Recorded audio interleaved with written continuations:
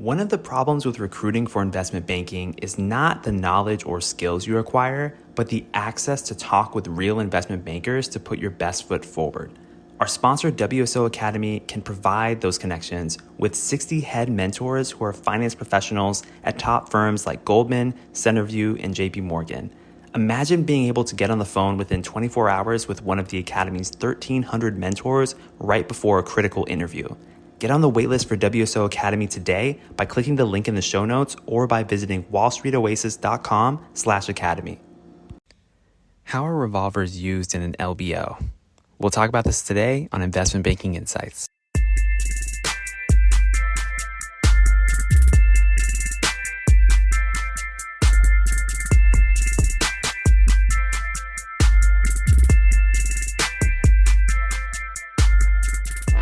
All right. Welcome to Investment Banking Insights. This is the only show dedicated to helping you learn both the technical and non-technical aspects of the investment banking process.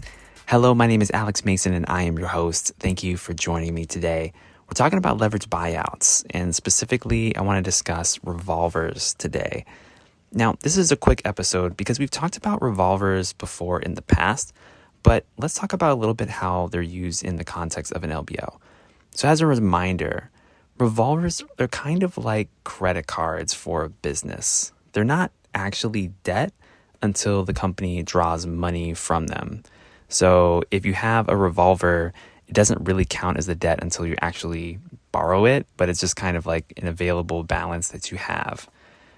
So the way that I think about them, they're kind of like the first line of cash that gets used after the corporation has already used up their existing free cash flow.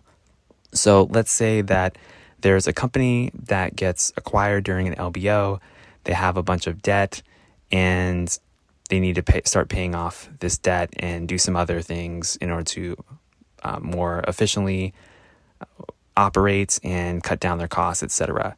So that requires some cash. So they're going to use their free cash flow first, but then they may use the revolver after that. So let's also consider the example of a company that has mandatory debt payments to make, and they've already used up their cash flow and can't make the payment using their own retained earnings. Well, what do? They might use a revolver. So if they have this line of credit available via a revolver account with the bank, they can draw from it in order to pay the mandatory debt payment. Again, it's just like a credit card. So here's what you would do is look at the total cash available from the company's free cash flow, and then add to that any undrawn revolver balance that you could tap into. So that's kind of like your total cash available, both cash as well as kind of this immediate form of credit that you could get as the company.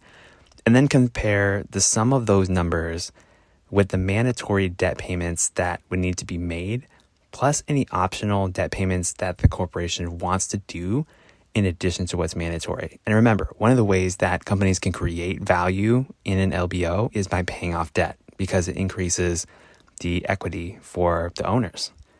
So that's one thing that you can do, is kind of compare those cash flows with the amount of debt payments, both mandatory and optional, that could be made relative to those cash flows.